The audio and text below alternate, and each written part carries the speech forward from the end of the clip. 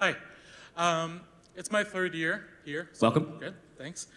Thank you for coming on the East Coast. I like it here. What is the swear word of this year's PAX? I had one that I've been using, but maybe it's not official. No. Yeah, that's... No. I have the other one. It's slut horse.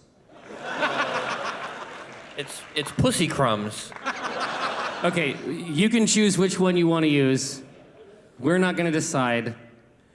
Pussy crumbs or slut horse. Woo! Yeah, I mean, I'm saying in your daily use, in your daily language. Hold on a second. Are you seeing this slut horse over here? Behold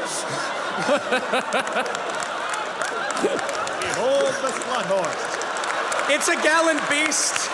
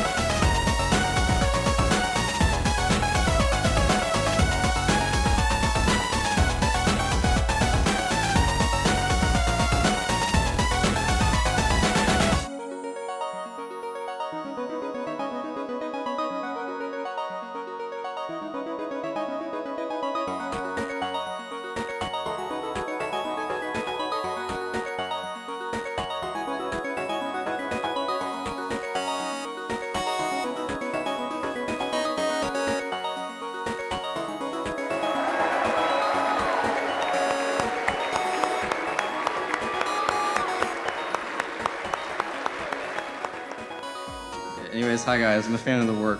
Thank you. You're in the right place. I go to PAX, I see like all these cool people who like what we do. And I think during the show, like I'm gonna go back and I'm not gonna read any forum threads and I'm not gonna fucking look at Twitter.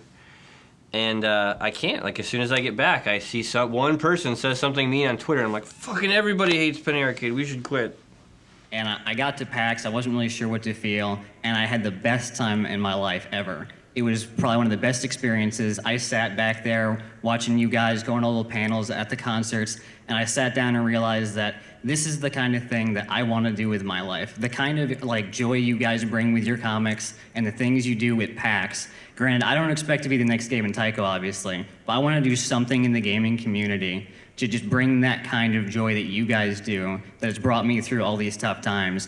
We had this discussion a few weeks ago with Jerry made the analogy that he is a chef who makes everything in the kitchen and then sends it out, and he's made his food, and it's good. He knows it's good, and whatever happens next doesn't bother him. But I'm the chef who like wants to be out in the dining room. Like, do you like it? What do you think? Huh? It's good stuff, right? So when I was doing my undergrad, I have a younger sister. She's 3 years younger than I am, and we've always been really close. When I was doing my undergrad, she met one of my roommates, and they started dating.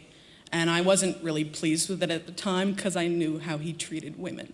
And it went from an unhealthy relationship to an abusive relationship. And finally, she decided she'd had enough and she moved home. After that, she basically turtled up. She was in her room. It wasn't a really good time for communication. And that was around the time, I think we were probably in season 2 of Penny Arcade, the series. And she came downstairs and saw me watching it one day. And she sat and watched it with me, just to do something. She was a zombie at this point. And it was the first time I'd seen her smile in months. And then she disappeared for a while, and I realized that she'd been reading your strip, and she'd been going through the archives and watching it all. And then she wanted to watch it with me. And she wanted to read and discuss it with me. And then we had jokes again, and I heard her laugh. This was a year and a half ago, and she's here at our very first PAX with me. So. People occasionally get into the kitchen. Occasionally they penetrate the kitchen. So thank you both very much for giving me back my sister and for giving me back my best friend. Go hug her. Go hug her.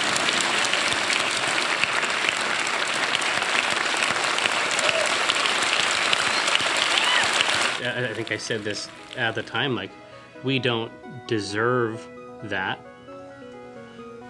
You know, we do not deserve that. Their most intimate secrets. Why do we not deserve it? I don't. To me, like, that's. You know, I guess this is it. Is that I would communicate something like that to someone that I knew very closely, and I think that we have been doing it for so long that they feel that way. Oh, absolutely. With us, and that's what I have to remember. Pretty much the last 3 years or 3 years after that of hell, just fighting for my life, cost me both my legs, but I am now cancer-free for the past 3 years. I feel, in comparison to those stories, I do feel pretty small. Yeah. You know? I mean, I think the only reaction you can have is just appreciation. Is gratitude. Yeah. This year, I have a very special gift for one or both of you. For the very first time, I would like to be able to stand up and give you a hug. Ooh. Wow. Can you take it? Yeah.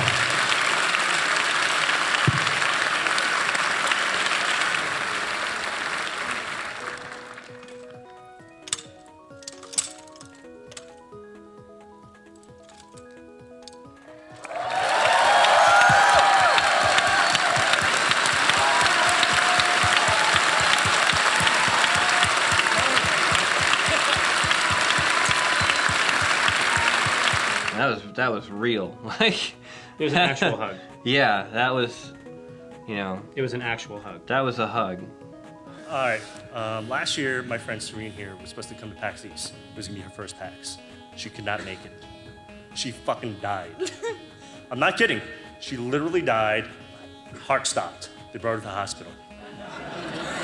This bitch fucking keeps going. She grabbed the fucking star and just kept trucking.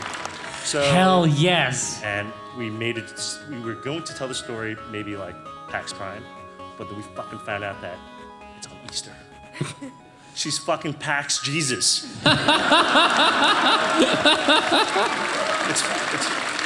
So the request is she wants you guys to hug her and then touch her internal defibrillator over her heart for life. Whatever energy is around you, yeah.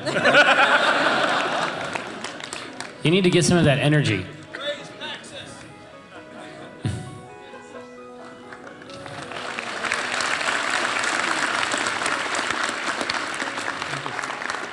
This is...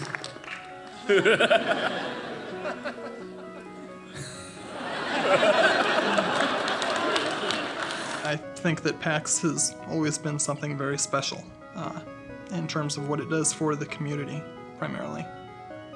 And that is something that I will do anything for.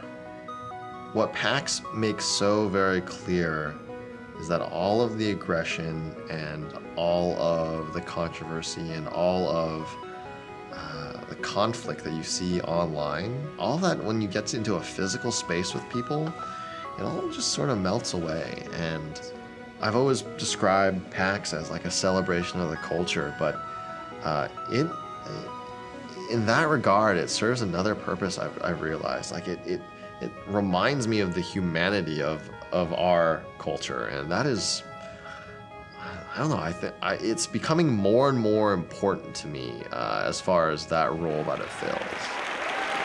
Yes. Yeah. And the fact of the matter is that PAX would be an empty room if you were not here. Thank you. Thank you, guys.